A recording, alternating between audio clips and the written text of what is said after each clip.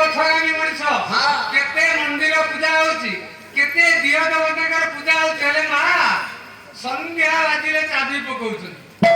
ଚାବି କାହିଁ ଭାଇ ପକଉଛ ଠାକୁରକୁ ବିଶ୍ୱାସ କେହି ନାହିଁ ଏ ଗହଣା ଗାଠି ଯୋଉ ଅଛି ନେଇ ପଳେଇବେ କିରେ ପୂଜା କରୁଥିବା ଲୋକ ଯଦି ଠାକୁରକୁ ବିଶ୍ୱାସ ନାହିଁ ଚାବି ପକଉଛି ଆମେ କାହିଁକି ସେ ଠାକୁରକୁ ବିଶ୍ୱାସ କରୁଛେ ଆମେ ବିପଥଗାମୀ ମଣିଷ ମନ୍ଦିରରେ ଯେତେ ଜିନିଷ ଅଛି ଗହଣା ଗାଣ୍ଠି ବାଲ୍ଟି ସେମାନେ ପରେ ଠାକୁରକୁ ବିଶ୍ୱାସ କରୁନାହାନ୍ତି ପୂଜା କରୁଥିବା ଲୋକ ଚାବି ପକଉଛି କିଏ ଚୋର ନେଇ ପଳେଇବ ଆମେ କିନ୍ତୁ ବିପଥଗାମୀ ମଣିଷ ସେଇ ଠାକୁରକୁ ମୁଁ ବିଶ୍ୱାସ କରି ମୁଣ୍ଡିଆ ମାରୁଛି ପୂଜା ଟିକେ ପଚାରିବା ଆରେ ପଚାର ସେ କାହିଁ ଚାବି ପକଉଛୁ ନା ନାଇଁ ନେଇ ପଳେଇବ ପୂଜା କରୁଛୁ ଠାକୁରକୁ ଲୋକଙ୍କୁ ଏତେ କଥା ଭୂତଉଛୁ ତୋ ଠାକୁର ଉପରେ ବିଶ୍ୱାସ ନା ନାଇଁ ଠାକୁର କଣ କରିବ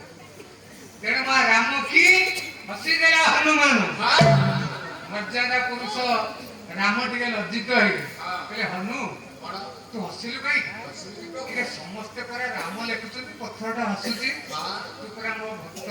ମୁଁ ନିଜେ ପଥରରେ ରାମ ଲେଖିଲେ ବୁଡିଗଲା ହନୁମାନ ମା ସେଇଠି କହିଥିଲେ ଆଧ୍ୟାତ୍ମିକ ରାମାୟଣର କଥା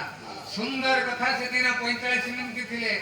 ଶେଷ କିଛି ଦିନ ଆଗରୁ କମଳାକାନ୍ତ ସାର୍ ମତେ ରାମାୟଣ ବୁଝେ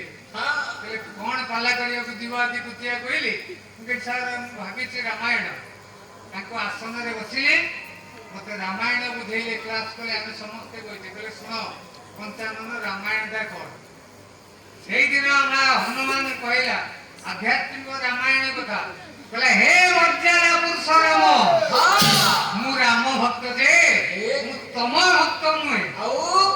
ହନୁମାନ କହିଲା ଶୁଣ ମୁଁ 4 ଜଣ ରାମଙ୍କୁ ଜାଣେ କିଏ ସେମାନେ ମର୍ଯ୍ୟାଦା ପୁରୁଷ ରାମ ଠିଆ ହେଇଛନ୍ତି ହନୁମାନ କହୁଛି ଏକ ରାମ ଘଟେ ଘଟ ମେ ବୈଠା